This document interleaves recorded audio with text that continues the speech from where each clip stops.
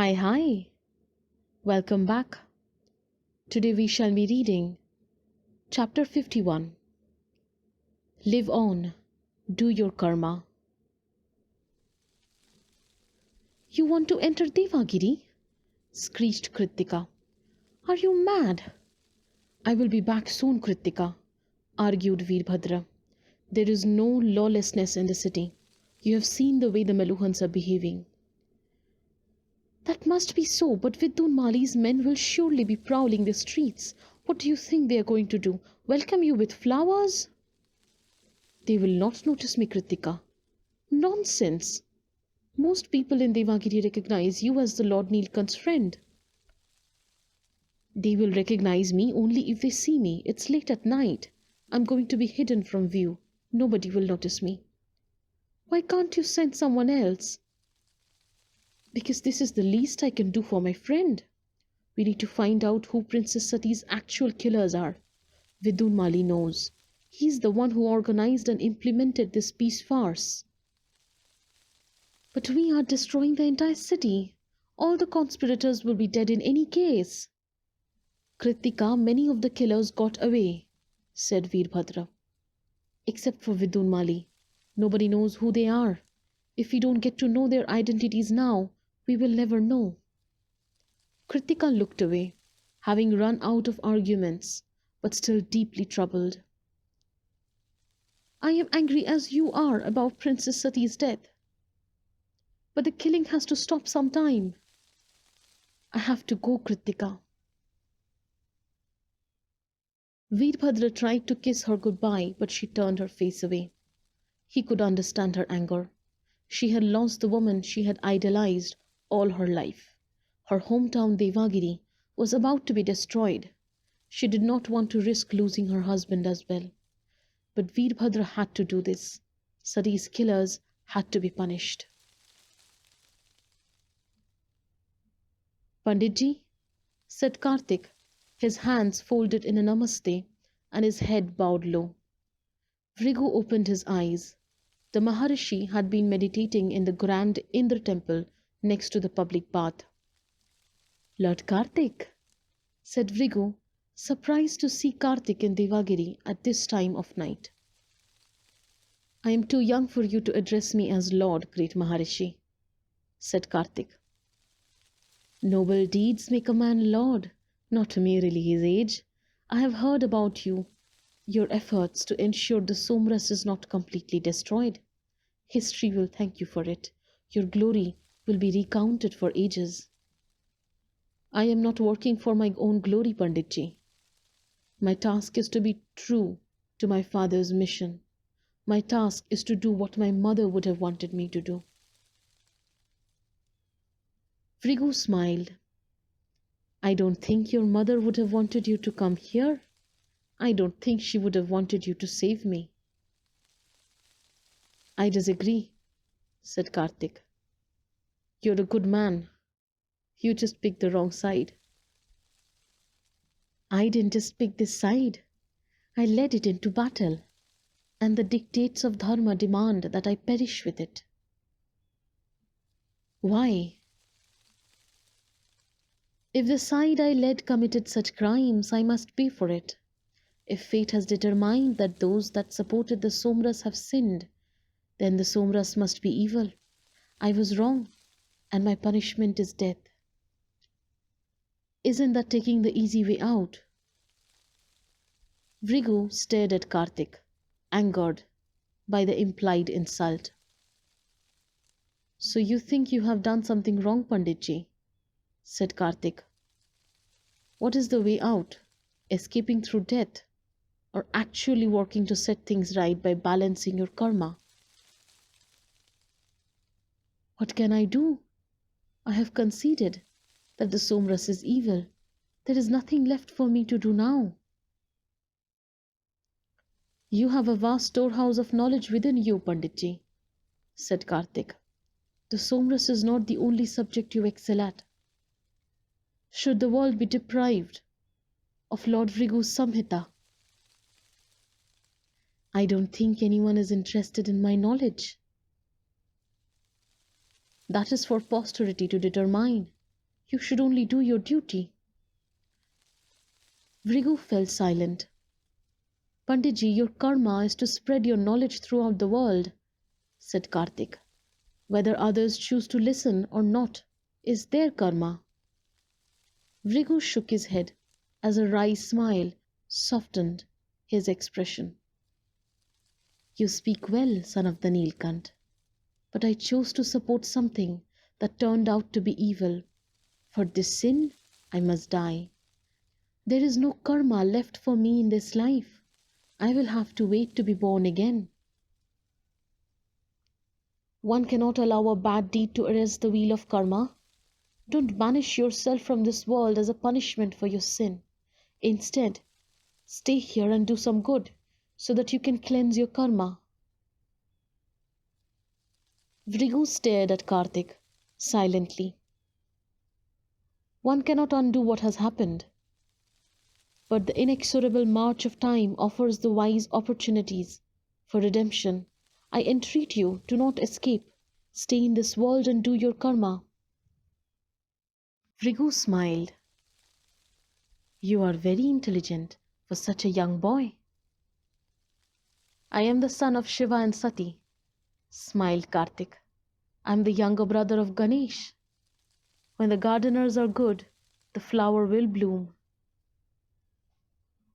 Vrigu turned towards the idol of Lord Indra within the sanctum sanctorum. The great god, the killer of the primal demon, Vritra, stood resplendent as he held his favorite weapon, Vajra, the thunderbolt. Vrigu folded his hands into a namaste and bowed, praying for the god's blessing. The Maharishi then turned back to Karthik and whispered, Samhita. The Vrigu Samhita, said Karthik. The world will benefit for your vast knowledge, Panditji. Come with me. Don't sit here and wait for death. The sun rose on the day that would be Devagiri's last. The Pashupati Astra was ready. After barring the gates, Shiva's soldiers had been asked to retreat beyond the safety line, out of the range of the expected radius of exposure. The relatives of those remaining within Devagiri too waited patiently, as they were herded back by Chandraketu's Brangas. They kept up a constant prayer for the souls of their loved ones who were left behind in the city. Maharishi Vrigu and another 300 people who knew the secrets of the Somras had been successfully spirited out of Devagiri the previous night. They were now kept imprisoned in a temporary stockade 10 kilometers north of Devagiri under the watchful eye of Divodas and his soldiers. Karthik intended to wait for his father's anger to subside before talking to him about Vrigu and the others. The Peace Conference building had been abandoned. Nandi and the other surviving bodyguards had been carefully evacuated onto Shiva's ship, where a medical team under the supervision of Ayurvati maintained a constant vigil. Ayurvati was worried about the blackish-red mark on Shiva's brow. It had made its appearance many times before, especially when Shiva was angry, but very rarely had it stayed for so long. Shiva had brushed aside Ayurvati's concerns. Shiva, Kali, Ganesh and Karthik carried Sati's body gently to a specially prepared cabin on the ship. Her corpse was laid with great care within another tomb of ice. Shiva gently ran his hand across Sati's face and whispered, Devagiri will pay for its crimes, my love. You will be avenged. As Shiva stepped back, the soldiers placed another block of ice on top, enveloping Sati's body completely. Shiva, Kali, Ganesh and Karthik took one last look at Sati before turning around and walking out of the ship. Gopal and the kings in Shiva's army waited at the port. Shiva turned and nodded towards the ship captain. Soldiers marched into the rowing deck of the ship to row it back a fair distance down the Saraswati, far away from the external blast radius of the Pashupati Astra. The weapon is armed, Lord Nilkant, said Tara. Shiva cast an expressionless look at an unhappy Gopal and then turned back towards Tara. Let's go. It was the 4th hour of the second prahar, just a couple of hours before Devagiri was to be destroyed. Virini knocked on Parvateshwar's door. There was no answer. Parvateshwar and Anandamai were probably alone at home. Virini pushed open the door and stepped into the house. She walked past the lobby into the central courtyard. General? Called out Virini. No response. General! Said Virini again, a little louder this time. It is I, the Queen of Meluha. Your Highness! Virini glanced up to see a surprised Parvateshwar looking down from the balcony on the top floor. His hair was dishevelled, and an angavastram had been hastily thrown over his shoulder. My apologies if I have come at a bad time, General. Not at all, Your Highness, said Parvateshwar. It's just that we don't have much time left, said Virini. There is something I needed to tell you. Please give me a moment, Your Highness. I'll be down shortly. Of course, said Virini. Virini walked into the large waiting room next to the courtyard and settled on a comfortable chair and waited. A few minutes later, Parvateshwar, clad in a spotless white dhoti and angavastram, his hair neatly in place, walked into the room. Behind him was his wife, Anandamayi, also clad in white, the colour of purity. Virini rose. Please accept my apologies for disturbing you. Not at all, Your Highness, said Parvateshwar.